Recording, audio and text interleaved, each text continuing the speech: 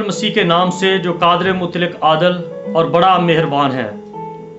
Evangelical friends of Christ team मुबारक ministry की जानब से प्रोग्राम अल्फ से ये तक के साथ पास्टर इमैनुअल आफ्ताब हाजिर खिदमत है। आप सबको सलाम अर्ज करता हूँ। शालूम, जय मसीह की, हर शय मसीह की। आज का हमारा मजमून बाइबल मुकद्दस को समझना के ताल्लुक से है। इन दिनों में हिंदुस्तान से, पाकिस्तान से और पूरी दुनिया में मुख्तलिफ इलाकों से ये आवाज़ आ रही है कि बाइबल की बहुत सारी ऐसी बातें हैं जो मसीह की अलूहियत के बारे में, मसीह की बशरियत के बारे में, मसीह की कुर्बानी के ताल्लुक से, मसीह की तालीम के ताल्लुक से तनकीदी हैं। तो मैं इस बात को उन दोस्तों से ताल्लुक के तौर पर कहता हूं कि मेरे दोस्तों, कलाम मुकद्दस में लिखा है, यूहन्ना की इंजील उसका पहला बाब, कि वो अपने घर आया और उसके अपनों ने उसे कबूल ना किया, और जितनों ने उसे कबूल किया उसने उन्हें खुदा के फरजंद बनने का हक बख्शा, यानी उन्हें जो उस पर ईमान लाते हैं। यहां पर तीन बातें हैं। पहली बात कि वो अपने घर आया, यहूदियों में आया, यहूदियों ने उसे कबूल ना किया, और जितनों ने उसे कबूल किया उसने उन्हें खुदा के फरजंद बनने का हक बख्शा। जो तनकीद करते हैं ना तो वो उसके अपने हैं, ना उन लोगों की लिस्ट में आते हैं जो उस पर ईमान लाए, उनको हम कहते हैं कि वो गैर हैं, क्योंकि गैरों की ज़बान है। गैर जो हैं उनको कोई हक नहीं बनता कि वो किसी के घर के बारे में कोई बात करे कि वो कोई क्या पकाता है, क्या खाता है, उसका क्या मजाज है।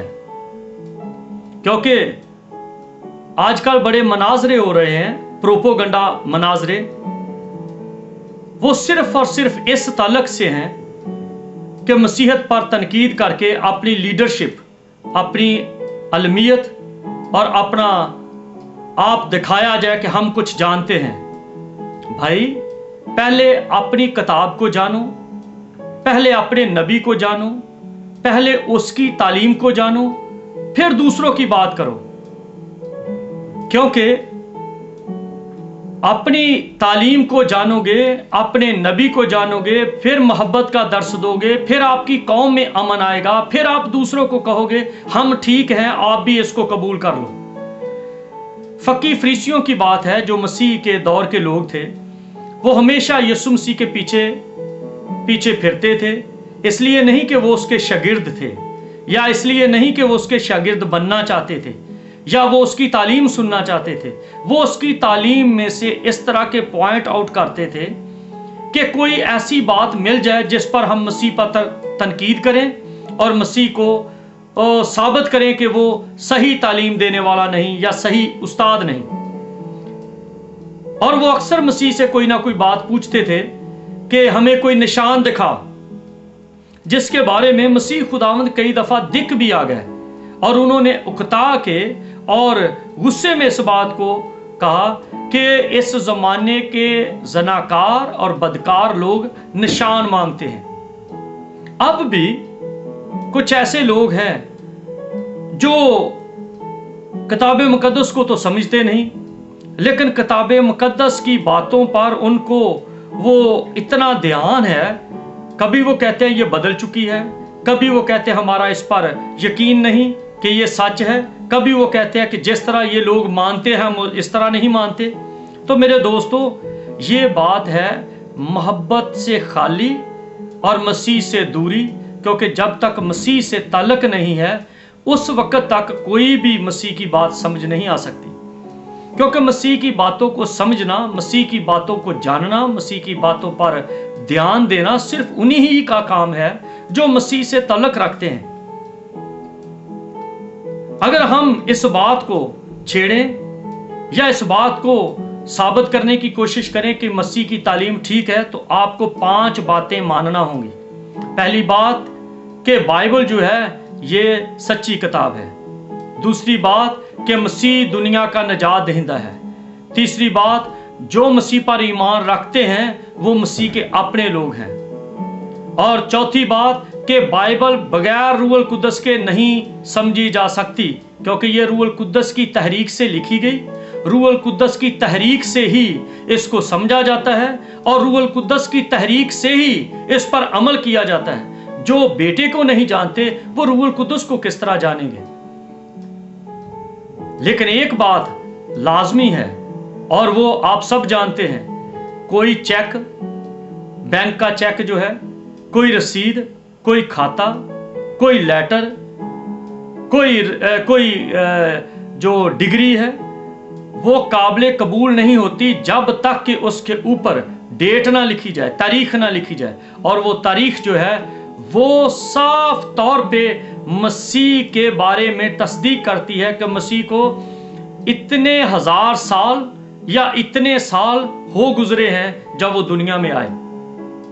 इस तलक से भले आपके पैसे हैं या आपका ही सारा खाता है, लेकिन आप उस पर हक नहीं जता सकते। बैंक उसको कबूल नहीं करता, दुनिया उसको कबूल नहीं करती जिस लेटर पर या डिग्री पर या किसी रसीद पर उसकी डेट ना हो।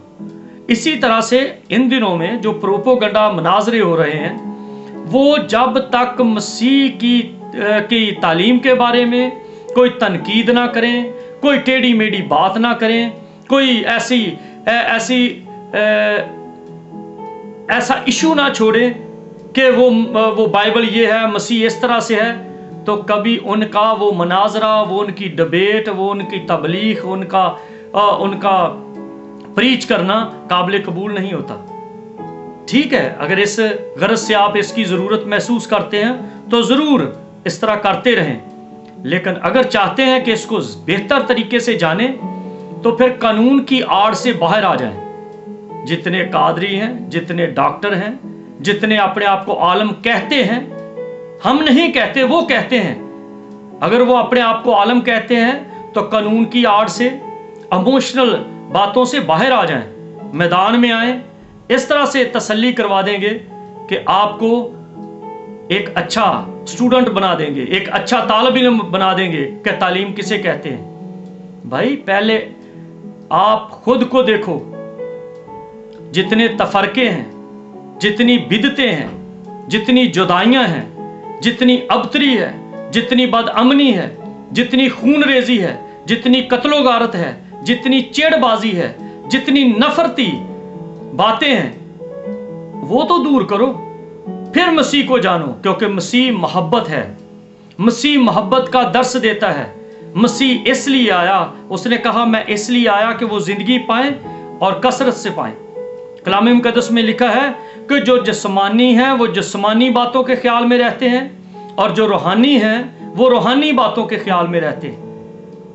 रूहानी बातें रूह से जानी जाती हैं और जिस्मानी बातें जिस्म से ताल्लुक रखती हैं। जिस्म से जो बातें ताल्लुक रखती हैं वो आर्कियोलॉजी है, वो तहकीक है, वो एसारे कदीमा है, वो साइंस है, वो लेबॉर्ट्रीज हैं। उनको आज़ादी दी गई है मसीहत के बारे में कि मसीह के कफन के बारे में तहकीक करो, मसीह की कब्र के बारे में तहकीक करो, रूमी कानून के बारे में तहकीक करो, मसीह की तालीम के बारे में तहकीक करो। आप लगातार जान जाएंगे कि मसीह की तालीम सच थी।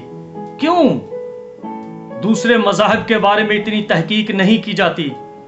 क्योंकि हर तरफ से इमोशनल बात है। जो सोना है उसको जितनी मर्जी आग दो वो और कुंदन हो जाएगा, और जिस पर निकल किया हुआ है, जिस पर नकल किया गया है, उसको तहकीक की जरूरत नहीं है। वो तो थोड़ी सी आंच से ही बिल्कुल पिघल जाएगा, बिल्कुल जल जाएगा। इसलिए मेरे दोस्तों, मैं इस बात को बड़ी मोहब्बत से कहता हूं कि अब 2011 है और 2011 का ये दिसंबर का महीना है और दिसंबर की भी आज 31 है। अब 2012 आने वाला है। अपने ख्यालों को बदलो। वो लाइल्मी की बातें, वो पुराने जमाने की बातें, वो तोहम परस्ती की बातें, वो इमोशनल बातें, वो जज्बात की बातें अब दूर रह गई। ये दौर जो है ये दानाई का दौर है, ये समझदारी का दौर है, ये मोहब्बत का दौर है, ये तहकीक का दौर है, ये भाईचारे का दौर है, ये ह्यूमन राइट्स का दौर है। हर एक को हक है कि वो बात कर सके। इस हक को हासिल करें और इस हक को दूसरों को साबित करने दें, तो फिर यकीनन हम सब मिलकर बैठेंगे, हम कहेंगे कि हकूक क्या हैं। हम हकूक साबित करें, लेकिन अगर हकूक ना दें तो ये सारी की सारी मुनाफिकत है, ये रियाकारी है, ये हिपोक्रेसी है। इससे निकलने के लिए सिर्फ एक ही बात है। कलाम मुकद्दस में लिखा है कि अगर तुम चाहते हो कि दूसरे तुम्हारी इज्जत करें तो पहले तुम भी उनकी इज्जत करो। यह मसीह की तालीम है और मसीह ने यह मोहब्बत का दर्स दिया। खास तौर पे जो बात सामने आई है इन दिनों में, जिसको मैं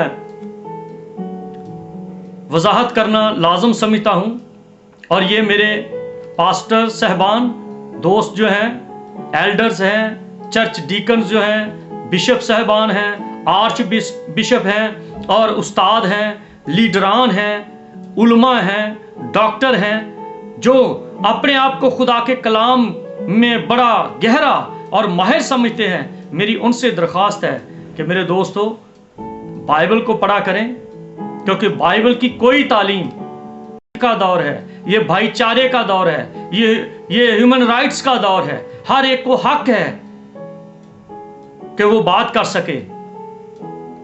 इस हक को हासिल करें और इस हक को दूसरों को साबित करने दें, तो फिर यकीनन हम सब मिलकर बैठेंगे, हम कहेंगे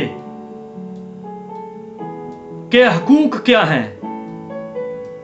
हम हकूक साबित करें, लेकिन अगर हकूक ना दें तो ये सारी की सारी मुनाफिकत है, ये रियाकारी है, ये हिपोक्रेसी है। इससे निकलने के लिए सिर्फ एक ही बात है। कलाम मुकद्दस में लिखा है कि अगर तुम चाहते हो कि दूसरे तुम्हारी इज्जत करें तो पहले तुम भी उनकी इज्जत करो। यह मसीह की तालीम है और मसीह ने यह मोहब्बत का दर्स दिया। खास तौर पे जो बात सामने आई है इन दिनों में, जिसको मैं वजाहत करना लाजम समझता हूं, और ये मेरे पास्टर साहबान दोस्त जो हैं, एल्डर्स हैं, चर्च डीकन्स जो हैं, बिशप साहबान हैं, आर्च बिशप हैं और उस्ताद हैं, लीडरान हैं, उलमा हैं, डॉक्टर हैं, जो अपने आप को खुदा के कलाम में बड़ा गहरा और माहिर समझते हैं। मेरी उनसे दरख्वास्त है कि मेरे दोस्तों, बाइबल को पढ़ा करें, क्योंकि बाइबल की कोई तालीम ऐसी नहीं जो समझ से बाहर हो। बाइबल की तालीम जवानों के लिए भी है, बूढ़ों के लिए भी है, बच्चों के लिए भी है। तालीम और इल्म में फर्क है। पहले हम जो रहनुमा हैं, जो प्रीच करने वाले हैं, जो बाइबल के स्टूडेंट हैं, हमें इस बात को जानना है कि बाइबल की तालीम क्या है। बाइबल को समझने के लिए मसीह से अपना रिश्ता बनाना है। टाइटल लगाने से बाइबल समझ में नहीं आ सकती। टाइटल लगाने से मसीह की बातें समझ में नहीं आ सकती। फकीह फरीसी बड़े उलमा थे, बड़ी तालीम याफ्ता थे, लेकिन मसीह की बातों को या किताब मुकद्दस की तालीम को समझना उनसे बाइद था, उनके दराक से बाहर था। इसलिए मसीह खुदावंद ने कहा कि ऐ बाप, तुझे ये पसंद आया कि तूने आलमों से, बड़ों से ये बातें छुपाई और बच्चों पर जाहिर की। पहले उसके बच्चे बन जाएं, क्योंकि जिस बात का मैं तज़किरा कर रहा हूं मेरे दोस्तों, वो गम की बात है, वो दुख की बात है। पिछले दिनों में मुझे एक दोस्त ने कहा कि आपने ये सुना है कि पाकिस्तान में एक बात बड़ी वाज़ेह है और बड़े लोग इस बात पर तनकीद कर रहे हैं कि मसीह खुदावंद जो है, उसने कहा फकीयों फरीसियों को कि मैं तुम्हें निशान देता हूं कि यूना की तरह 3 दिन रात, जिस तरह यूना मछली के पेट में रहा, उसी तरह इब्ने आदम भी जमीन के अंदर रहेगा। अगर इस हवाले को आप पढ़ें तो लूका की इंजील और उसका 24वां बाब और उसकी आयत है 44वीं और 44वीं आयत से 47वीं आयत तक, तो मैं ये जसारत करूंगा कि आपके सामने इसको तलावत करूं। तो लिखा है, फिर उसने उनसे कहा, ये मेरी वो बातें हैं जो मैंने तुमसे उस वक्त कही थी जब तुम्हारे साथ था, कि ज़रूर है कि जितनी बातें मूसा की तौरेत और नबियों के सहीफों और रवायतों में हैं, मेरी बाबत लिखी हैं, पूरी हों। फिर उसने उनका ज़हन खोला ताकि किताब मुकद्दस को समझें, और उनसे कहा कि यूं लिखा है कि मसीह दुख उठाएगा और तीसरे दिन मुर्दों में से जी उठेगा। फिर उसने उनके ज़हन को खोला कि वो किताब मुकद्दस को समझे। वो यीशु के शागिर्द थे। यीशु मुर्दों से जब जी उठा तो वो अपने शागिर्दों के साथ बात करता है और उनको कहता है कि नबियों के सहीफों में और जो ज़बूर में और जो रवायतों में और जो पुराने अहदनामा में बातें लिखी हैं, ज़रूर हैं कि वो पूरी हों। यूना की बात की जो हम सोच रखते हैं, ज़बूर के बारे में बहुत, दाऊद के ज़बूर के बारे में अक्सर कलाम सुनते हैं। यसाया की किताब को बड़ा तज़किरा किया जाता है। पुराने अहदनामे की दूसरी किताबों और सहाइफुल अंबिया के बारे में बातें की जाती हैं, अंबिया असगर, अंबिया अकबर के बारे में और नज़म की किताबों के बारे में, अदब के बारे में। लेकिन यूना की बात को ज़्यादा छेड़ा नहीं जाता। मैं नहीं जानता कि क्यों नहीं छेड़ा जाता, लेकिन यूना की किताब कोई आम किताब नहीं है। बाइबल कोई लिटरेचर की किताब नहीं, ना ये अदब की बात है, ना ये सकाफत व तमद्दन के बारे में बताती है। ये हर इसकी किताब जो है ये खुदा की कुदरत और मसीह की अजमत के बारे में बयान करती है।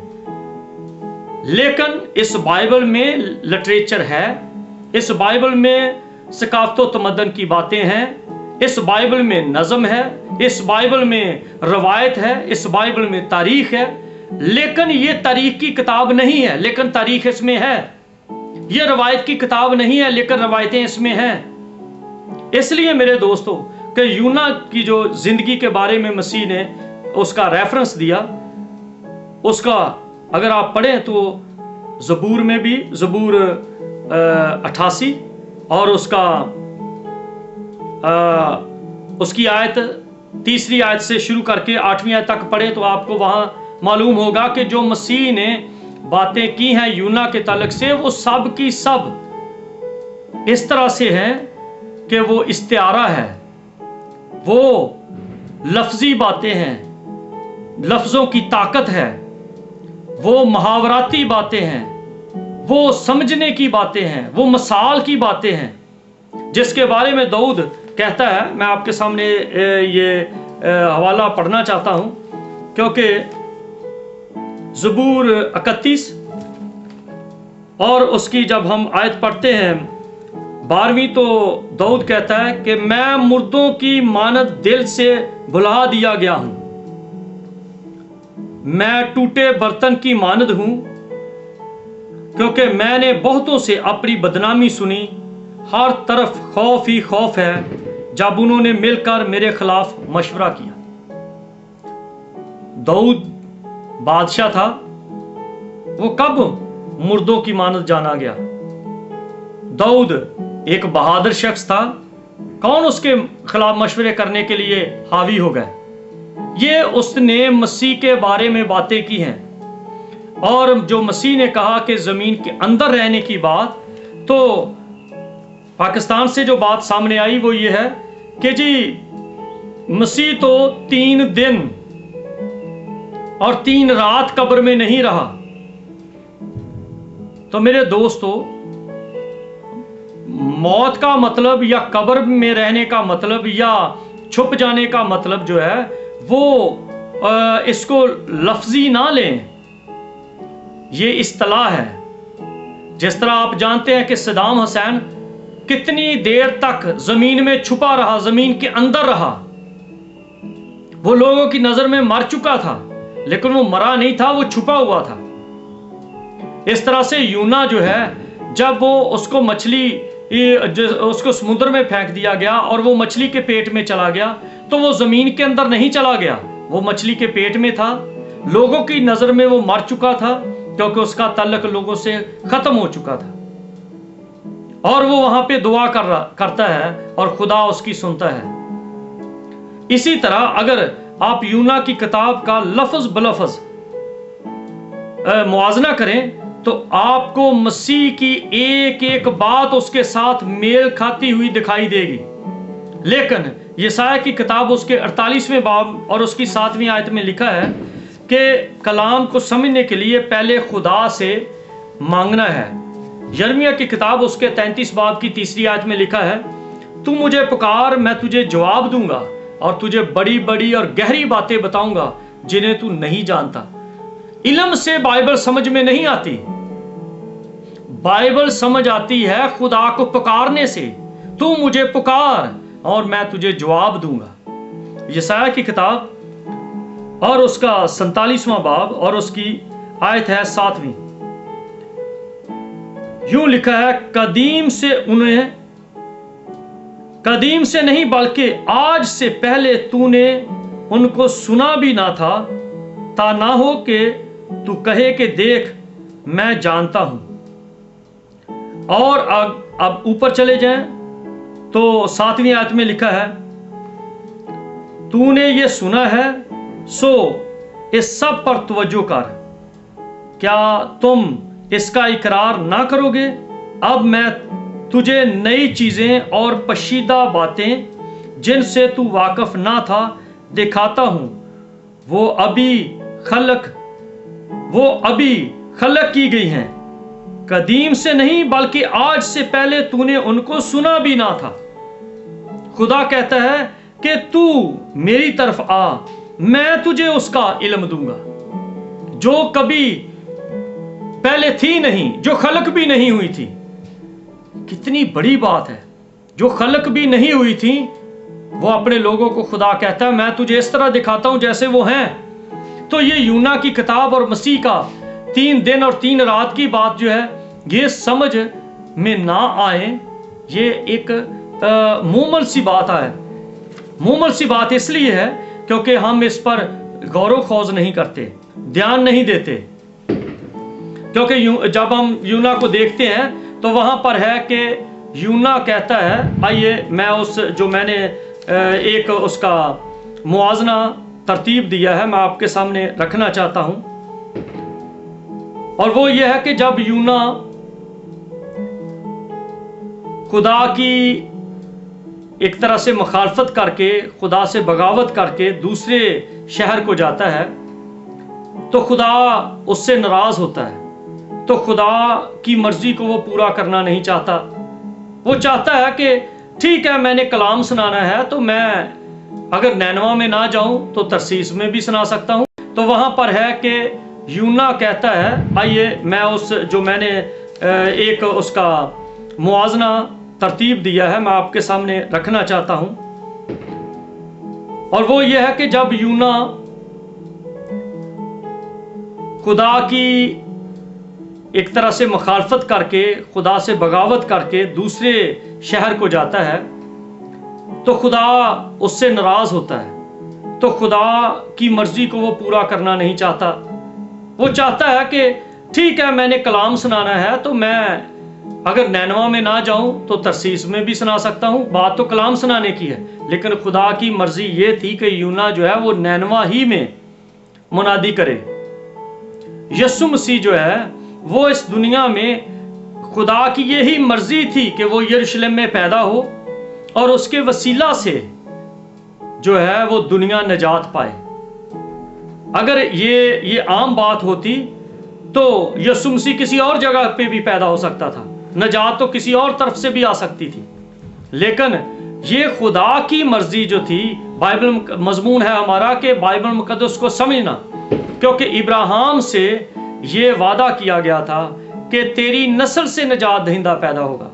داؤد کو کہا گیا تیرا تخت قائم رہے گا، موسیٰ کو کہا گیا کہ میرا چہرہ یہ لوگ دیکھیں گے، آدم کو کہا گیا کہ عورت کی نسل سے انسان رہائی پائے گا۔ اب دیکھیے کہ عورت کی یہ یونا کی بات تھی کہ میں ترسیس میں چلا جاتا ہوں، لیکن خدا کی بات تھی کہ وہ نینوا میں منادی کرے۔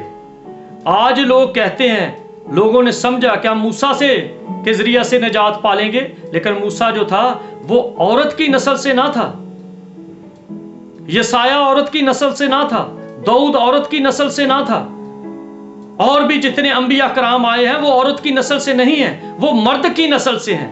عورت کی نسل سے صرف ابن مریم ہے، اور وہ ابن مریم کیونکہ خدا جو کہتا ہے وہ ارادہ نہیں بدلتا، خدا جو کہتا ہے وہ خیال نہیں بدلتا، وہ اپنی سٹیٹمنٹ تبدیل نہیں کرتا، جو کچھ خدا کہتا ہے وہی کرتا ہے۔ اس لیے یونا کی زندگی کا طریقہ اور مسیح کی قربانی کا سیم ہے۔ اگر آپ ایک طرف بائبل رکھ لیں، اگر بائبل کو جانتے ہیں، یونا کی ہر بات آپ جانتے جائیں گے۔ اب میں اس کو سامنے رکھتا ہوں کہ مسیح کا یروشلم میں پیدا ہونا، ابراہیم کا وعدہ پورا ہونا، خدا کا وہ وعدہ جو عورت کی نسل سے وہ پورا ہونا، پھر یروشلم میں ہی موریا پہاڑ پر ملک کنعان میں بکرے کی چھترے کی قربانی موقوف ہوئی، اور یروشلم ہی میں بچوں کی قربانی موقوف ہوئی۔ پہلے لوگ اپنے بچوں کی قربانیاں دیتے تھے، جس طرح ابراہیم نے بھی اپنے بیٹے کی قربانی دینا چاہیے کہ میں خدا کی خوشنودی حاصل کر لوں، میرا خدا یہ چاہتا ہے۔ پر یہوہ قدوس نے اس بات کے بارے میں ابراہیم کو کہا کہ ابراہیم، میں تیرے بیٹے کی سلامتی چاہتا ہوں، وہ بلیم ہے، وہ بال ہے، وہ شیطان ہے جو بچوں کی قربانی مانگتا ہے، جو بچوں کو آگ میں چلایا جاتا ہے۔ آج بھی دیکھو جو اپنے بچوں کی قربانیاں دیتے ہیں اور ابھی تک وہ بچوں کی قربانی دے کر خوشنودی لینا چاہتے ہیں، خدا کی مرضی نہیں ہے۔ خدا نے ابراہیم کو کہا کہ تو اپنے بچے کی قربانی نہ دے، تو یہ اس برے کی قربانی دے۔ تو جو آج لوگ برے کی قربانی چھوڑ کر اپنی قربانی دیتے ہیں، اپنے بچوں کو آگ میں دیتے ہیں، اپنے بچوں کو گولی کے سامنے رکھتے ہیں تاکہ خدا خوش ہوگا، نہیں، یہ خدا کی مرضی نہیں ہے۔ یونا کی طرح ان کی اپنی مرضی ہو سکتی ہے لیکن خدا کی مرضی نہیں۔ پھر اسی ملک کنعان میں بیٹے کی قربانی کو الگ کر کے ایک برہ دے دیا گیا، اور پھر برے کی قربانی کو بھی موقوف کر دیا گیا۔ کہا گیا اب جو دل کی قربانی ہے، دل مجھے دو، کیونکہ جو تمہارے دل کی منشا ہے وہ تمہاری نہیں چلے گی، میری مرضی چلے گی۔ کیونکہ دل کی جو بات ہے، انسان کی اپنی منشا جو ہے، یہ خدا کے خلاف ہے۔ آدم نے عدن میں جو پھل کھایا اپنی منشا سے کھایا تھا، اپنی مرضی سے کھایا تھا، نہ کہ خدا کی مرضی تھی۔ آج بھی جو بچوں کی قربانیاں دیتے ہیں، جو بروں کی قربانیاں دیتے ہیں، جو کچھ اور چیز کی قربانی دیتے ہیں، یہ خدا کی مرضی نہیں ہے۔ خدا یہ چاہتا ہے اپنے دل کی قربانی دو، اور دل کی قربانی کے لیے وہ یہ ہے کہ اپنے آپ کو پیش کرنا۔ کیا خدا میں اپنے آپ کو تیرے ہاتھ میں دیتا ہوں۔ دیکھیے ذرا، یونا جو تھا وہ خدا کی مرضی کے خلاف چلا، اور مسیح نے خدا کی مرضی کو پورا کیا۔ ایکویلٹی ہے، یہ برابری ہے۔ خدا نے سمندر میں طوفان برپا کیا کہ یونا کو اس بات کے لیے تیار کیا جائے کہ خدا کی مرضی کو مانے، اور ادھر یہودی جو ہیں، یہودیوں کے درمیان ایک بڑا سمندر موجزن ہو گیا کہ ہزاروں کی تعداد میں لوگ یسوع مسیح کے پیچھے آ گئے کہ اس کی پیروی کریں۔ ادھر ہے کہ سمندر جو ہے یہ اس کی مخالفت میں آ گیا یونا کی، اور ادھر ہے کہ پوری قوم مسیح کی فیور میں آ گئی۔ جو خدا کی مرضی کو پورا کرتا ہے اس کی لوگ فالوور ہوتے ہیں، اس کی بات کو سمجھتے ہیں۔ پھر समुंदर में इस बात को था कि अंदेशा था कि जहाज तबाह हो जाए, और जो यहूदी हुक्मरान थे या जो यहूदी रहनुमा थे उनको अंदेशा था कि अब रूमी हुकूमत हमें तबाह कर देगी। दुनिया की सोचें देखो, उधर मलाह जो हैं वो सोचते हैं कि जहाज तबाह हो जाएगा, इधर रूमी लोग और यहूदी लीडरान इस बात के बारे में फिक्रमंद हैं कि सारे लोग यीशु के पैरोकार हो गए और हम तबाह हो जाएंगे, रूमी हमें मार देंगे। ये दुनियादारी की बातें हैं। फिर है, आप आयत ब आयत पढ़ते जाएं, लिखा तब मलाह हिरासा हुए, और नए अहदनामे में हम देखते हैं कि यहूदी कौम के लीडरान हिरासा हुए और वो सरदार कहन के पास गए हारे और कहा, उन्होंने, ये जहाज की बात हो रही है कि जहाज में लोगों ने कहा कि अपने अपने देवताओं को पुकारो ताकि हमारी रहाई जाहिर हो। और यहूदी लीडरान ने सरदार कहन कैफा से कहा कि तू सो रहा है, तुझे पता नहीं कि जमाना मसीह का पैरो हो चला। और फिर आगे लिखा कि नाखुदा उसके पास जाकर कहने लगे कि तू क्यों सो रहा है। जो जहाज के चलाने वाले थे उन्होंने कहा यूना को कि तू क्यों सो रहा है। और जो यहूदी कौम के फकी फरीसी थे उन्होंने हन्ना कैफा से कहा कि तुम्हें पता नहीं क्या किया जाए, क्योंकि अगर इस चीज को ना रोका गया तो रूमी हमें मार देंगे। उन्होंने अपने मबूदों को पुकारा और सरदारों ने और लीडरान ने अपने इबादत खानों से बाहर निकलकर सारी कौम ने इस बात के लिए पकारा, शोर किया कि मसीह को पकड़ो, इसको, ये हमें नहीं चाहिए, क्योंकि ये जो है ये हमारी कौम के लिए बड़ी मुश्किल और मुसीबत का सबब है। उन्होंने कुरा डाला तो वो नाम यूना का निकला। उधर है, यीशु को कत्ल करने का मंसूबा बनाया गया कि ये कुरा सिर्फ उसी के लिए निकलता है, उसी को मारा जाए, क्योंकि सरदार कहन ने कहा था कि क्यों ना हो कि हम मसीह को मार दें बजाय इसके कि पूरी कौम मरे। ये पूरी कौम के लिए सिर्फ एक ही मर जाए। फिर है, वो खौफजदा होकर कहने लगे कि हम क्या करें। और यहूदी लीडरान मसीह पर हाथ डालने से डरते थे कि किस तरह से हम मसीह पर हाथ डालें। उधर जहाज के लोग, जहाज में जो लोग बैठे थे वो डरते थे कि हम यूना को किस तरह से मारें, क्योंकि इसका खून हमारे ऊपर आएगा। उधर यहूदी लीडरान इस बात से डरते हैं कि हम मसीह को किस तरह पकड़े। उन्होंने यूना से पूछा कि तू बता हम तेरे साथ क्या करें। और वो दूसरी तरफ पिलातुस ने मसीह को कहा कि तू बता मैं तेरे साथ क्या करूं, क्योंकि मेरे पास इख्तियार है कि तुझे छोड़ा जाए। दूसरी तरफ देखते हैं, यूना ने कहा कि मुझे समुद्र में फेंक दो। तो मसीह खुदावंद ने कहा कि जब इब्ने आदम ऊंचे पर चढ़ाया जाएगा तो सबको अपनी तरफ खींच लेगा। यूना ने कहा अगर मुझे समुद्र में फेंक दोगे तो जहाज साकन हो जाएगा, आराम हो जाएगा, तलातम खत्म हो जाएगा। मसीह ने कहा कि जब इब्ने आदम ऊंचे पर चढ़ाया जाएगा सबको अपनी तरफ खींच लेगा। मलाहों ने कोशिश की कि यूना को बचाया जाए। पिलातुस ने कोशिश की और उसकी बीवी ने कोशिश की कि यीशु को बचाया जाए। समुद्र और ज्यादा मौजजन हो गया। और उधर देखते हैं कि यहूदी लोग और ज्यादा शोर करने लगे कि नहीं, यीशु को सलीब दो, यीशु को सलीब दो। मलाहों ने खुदा से डर कर मिन्नत की कि हम इसके खून में, इसके नाहक खून में अपने हाथ नहीं डालना चाहते, इसका खून हमारी गर्दनों पे ना आए। जबकि यहूदियों ने कहा कि मसीह का खून हमारे ऊपर, हमारी गर्दनों पर आए। और पिलातुस ने कहा कि मैं अपने हाथ धोता हूं क्योंकि ये एक बेगुनाह शख्स है। यूना को समुद्र में फेंक दिया गया और मसीह को पिलातुस ने कहा कि सलीब दो। समुद्र का तलातम मकूफ हुआ और यहूदी लोग खामोश हो गए जब मसीह सलीब पर चढ़ गया। तब लोग खुदावंद से डरे। जब यूना को समुद्र में फेंक दिया गया तो लोग खुदावंद से डरे कि यह कैसा शख्स था। और जब यीशु को सलीब पर चढ़ा दिया गया तो फकी, फरीसी और रूमी सब के सब जान गए कि ये शख्स खास था, ज्यादा मौजज़न हो गया। और उधर देखते हैं कि यहूदी लोग और ज्यादा शोर करने लगे कि नहीं, यीशु को सलीब दो, यीशु को सलीब दो।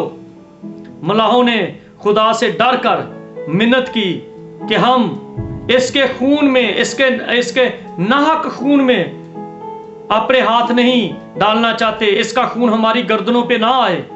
जबकि यहूदियों ने कहा कि मसीह का खून हमारे ऊपर, हमारी गर्दनों पर आए।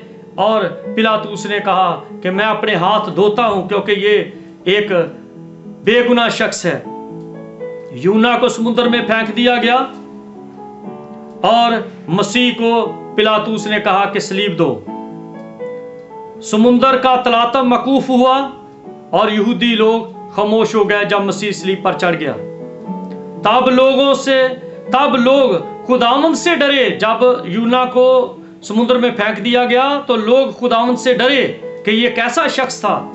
और जब यीशु को सलीब पर चढ़ा दिया गया तो फकी, फरीसी और रूमी सब के सब जान गए कि ये शख्स खास था।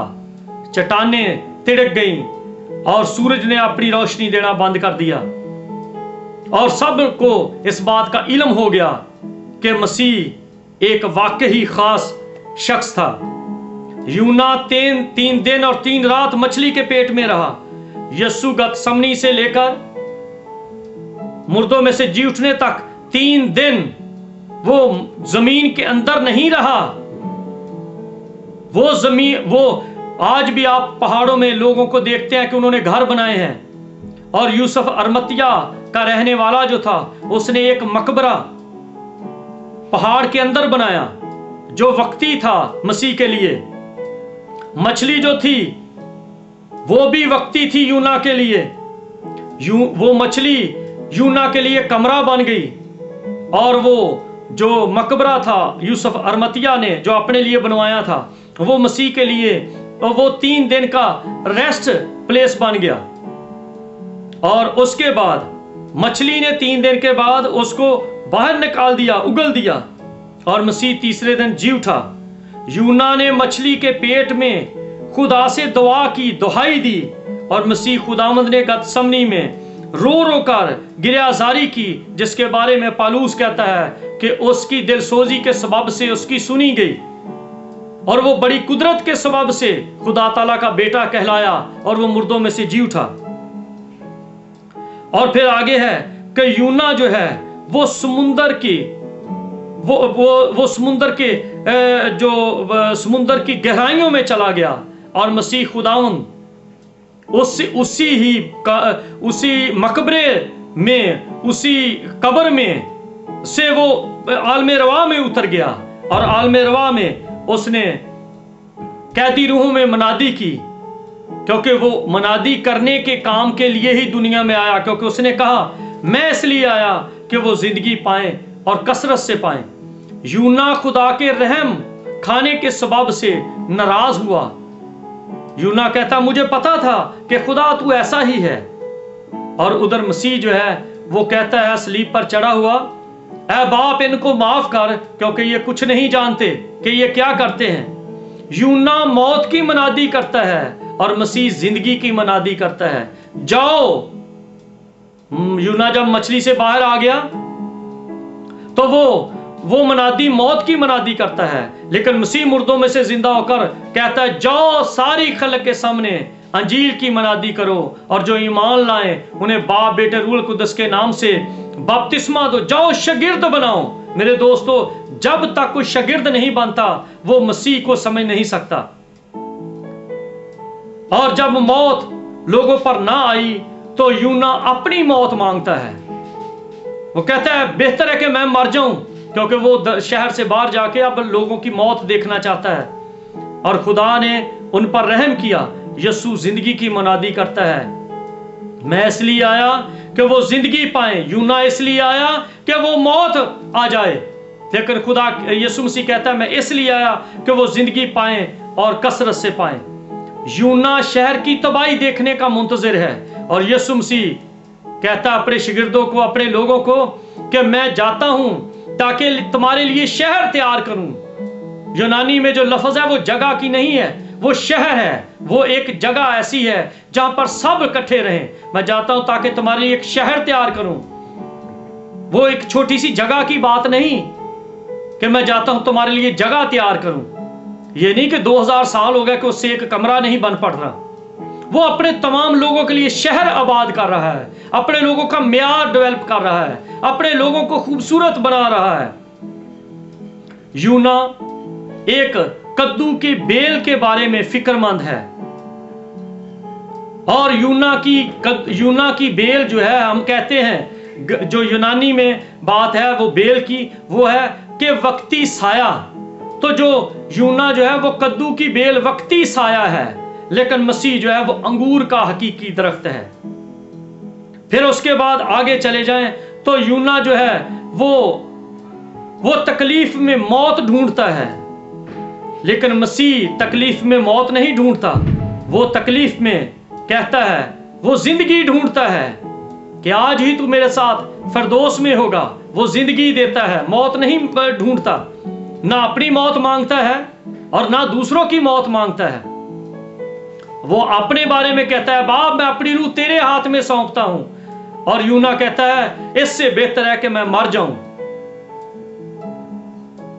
یونا جو ہے وہ اس بات کے بارے میں فکر مند ہے کہ کس طرح سے میرے لوگ جو ہیں، وہ یونا اس بات کے بارے میں کہ میری بات پکی رہے. اور مسیح اس بات کے بارے میں کہ باپ میری مرضی نہیں بلکہ تیری مرضی پوری ہو. اس لیے میرے دوستو، یونا کی کتاب کا موازنہ کرنا گتسمنی سے شروع کریں تو جو گتسمنی کے پہاڑ سے، کلوری کے پہاڑ سے گتسمنی کے پہاڑ تک آ جائیں تو آپ کو یہ 4 دن کا پتہ چلتا ہے. یہ 4 دن مسیح جب ماں کی نظروں میں، شاگردوں کی نظروں میں، جس طرح داؤد کہتا ہے کہ میں تو اس کی طرح ہوں جو قبر میں اتر گیا. تو داؤد تو تخت پہ بیٹھا تھا. یہ روایت کی بات ہے، یہ محاوراتی بات ہے، یہ یہودیوں کے طریقے کی بات ہے. جس طرح آج بھی ہم پاکستانی، پنجابی اور دوسرے لوگ بھی اس بات کو کہتے ہیں، میں تیرے لیے مر گیا. تو کوئی مرا تو نہیں ہوتا، اس لیے کہ میں تیری نظروں سے، میرا تیرا تعلق نہیں ہے. تو مسیح نے کہا کہ جس طرح، کیونکہ مسیح کو میرے دوستو، مسیح کی حالت، موت کی حالت گتسمنی سے شروع ہوئی. اور جب آپ دیکھتے ہیں تو وہ کلوری تک آئی. تو کلوری سے یہ قبر کی بات نہیں، وہ جگہ میں رکھے جانے کی بات نہیں ہے.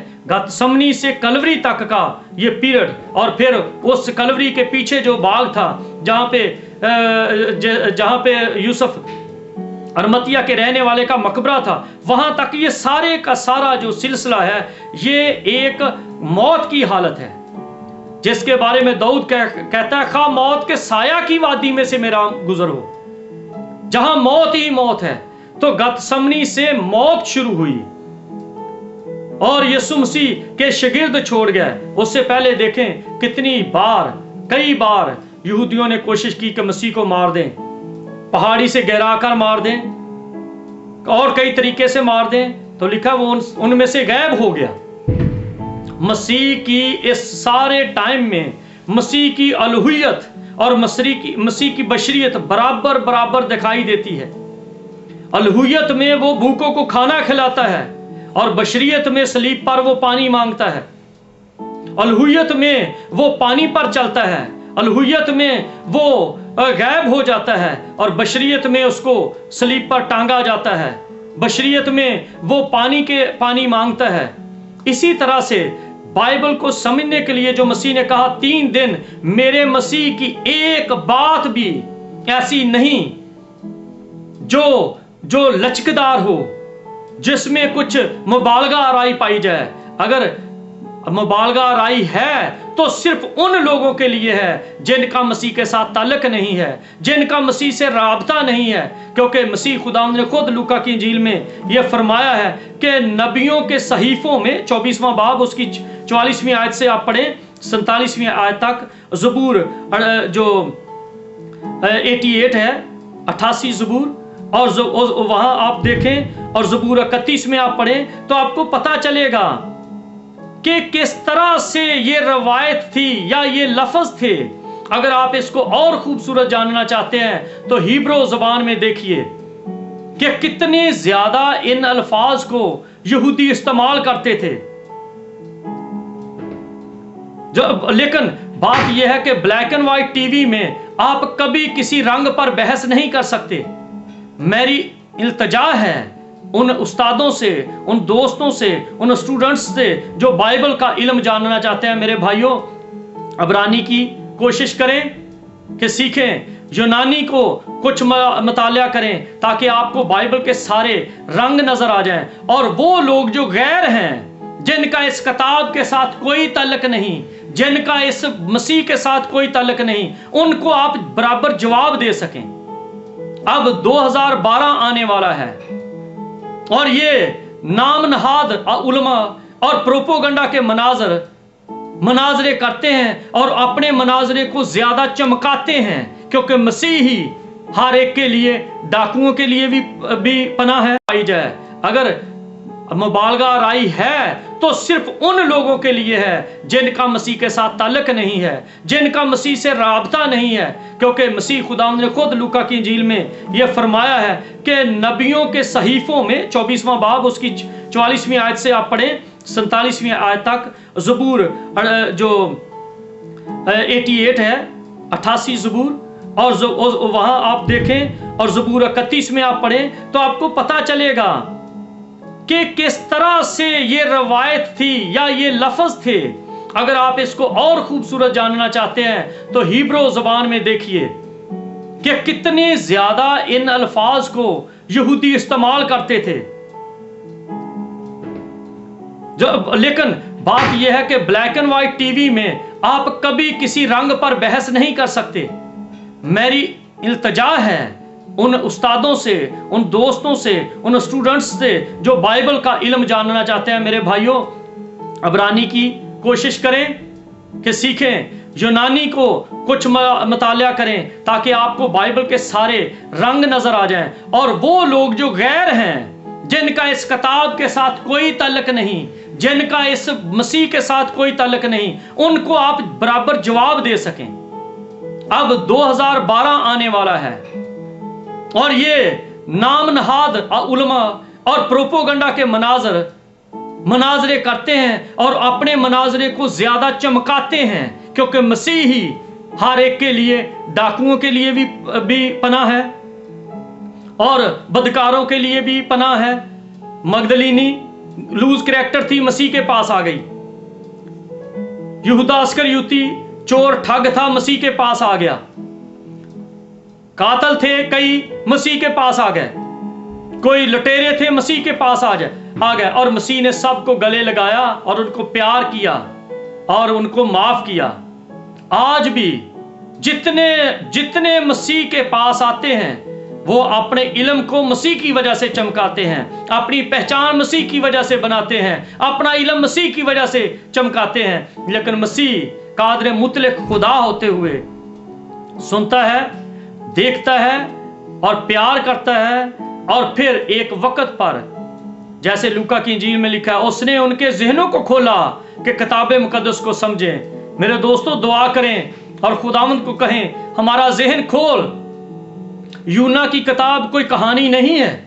बाइबल में यूना की किताब की वैल्यू बहुत बड़ी है। बाइबल में कोई ऐसी किताब नहीं जो आयत बा आयत मसीह की जिंदगी के साथ मेल खाए। स्वायद एक यूना की किताब है। यूना एक ऐसा करैक्टर है जो इंसानियत, जो बशरियत को दिखाता है, और मसीह की जिंदगी एक ऐसा करैक्टर है जो खुदा की अलूहियत को दिखाता है, खुदा की खुदाई को दिखाता है। यूना जो है वो खुदा का मुनकर बार बार दिखाई देता है, और मसीह खुदावंद खुदा का ऐसा ताबेदार बेटा है जिसके बारे में कहा गया, ये मेरा प्यारा बेटा है जिससे मैं खुश हूं। 4 दिन की क्या बात है, 4 दिन साबित करने की क्या बात है। मैं चैलेंज करता हूं, आओ मेरे साथ राबता करो। मैं आपको बताता हूं मैं इल्मो कुल नहीं हूं, लेकिन मैं एक उसका छोटा सा तालिब इल्म हूं। मैं एक स्टूडेंट हूं बाइबल का।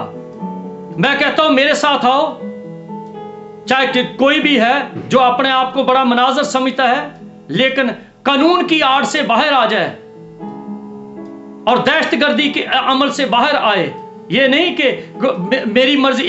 मैं एक मिसाल पर इसको बंद करना चाहता हूं कि एक शख्स था, उसको गाने का बड़ा शौक था, गाता था, और जब बड़े लोग बैठते थे, जब गाता था, ना उसकी आवाज में सुर थी, ना कोई सोच थी, ना कोई सुर थी, ना कोई वलाप था, ना कोई शायरी थी। जब वो गाता था तो लोग उसको बड़ी दाद देते थे, बहुत दाद देते थे। एक बंदा आया और उसने लोगों को पूछा कि तुम दाद देते हो? तो वो कहने लगे हाँ हम दाद देते हैं, तू भी उस महफिल में बैठ, तू दाद देगा। कहने लगा मैं कोई पागल नहीं हूं, मैं कोई अंधा नहीं हूं, मैं कोई बेवकूफ नहीं हूं, मैं कोई बहरा नहीं हूं। मैं जानता हूं गायकी को, मैं जानता हूं इल्म को, मैं जानता हूं म्यूजिक को। कहने लगे चल हम तुझे फ्रंट सीट पे बिठाएंगे। जब फ्रंट सीट पे बैठे तो वो दोनों हाथ उठा उठा के कहने लगा वाह वाह वाह वाह वाह वाह वाह जी वाह। पैसे जेब से निकाले, आगे रख दे। लोगों ने कहा मियां अब तुझे क्या हुआ? कहने लगा मुझे उसके हारमोनियम के साथ पिस्तौल पड़ा हुआ दिखाई देता है, खंजर पड़ा हुआ दिखाई देता है, मुझे कानून दिखाई देता है कि अगर मैं दाद ना दी तो गोली मेरे सीने में आएगी, अगर मैं दाद ना दी तो फंदा मेरे गले में आएगा, अगर मैं खामोश बैठा रहा तो मुझे मार दिया जाएगा। क्योंकि वो एक बदमाश शख्स था जो गा रहा था और उसको दाद देनी पड़ती थी।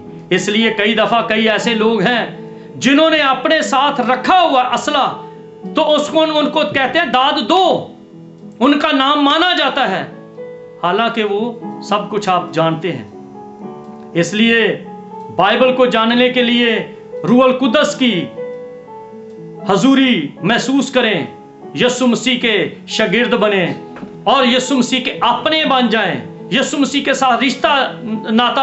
हम तो कभी गीता की बात नहीं करते कि वो गलत है, हम तो कभी ग्रंथ की बात नहीं करते कि वो गलत है, हम तो कभी रिवायन की बात नहीं करते, हम तो चाइनीज की बात नहीं करते, हम तो किसी और की बात नहीं करते। भाई हमारा उनके साथ कोई ताल्लुक नहीं है।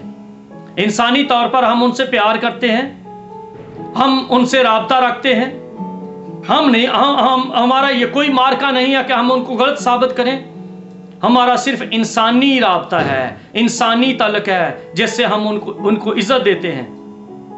जिन किताबों से मेरे दोस्तों आपका ताल्लुक नहीं है, जिस मजहब से आपका राब्ता नहीं है, जिन बातों से आपका लेना देना नहीं है, जिन बातों के बारे में आपका यकीन नहीं है, ईमान नहीं है, तो क्यों आप अपनी बात को जबरदस्ती दाद लेना चाहते हैं?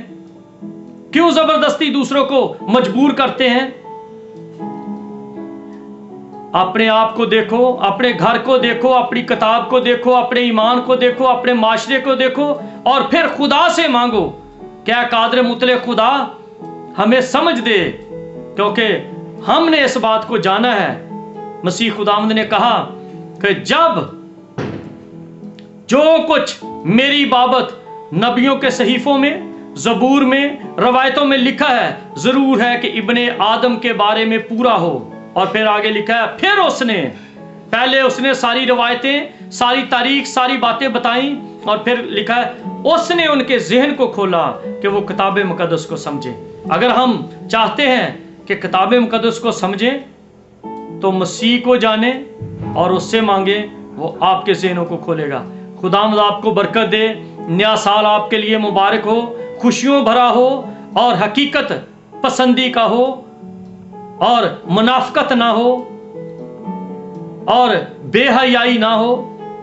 बदअमनी की रूह से भागे, मोहब्बत भाईचारा अपनाएं, लोगों को गले लगाएं, खुद भी जिएं, दूसरों को जीने का दर्स दें, खुद भी खुशी से रहें, दूसरों को भी खुशी से रहने के लिए तनकीद करें।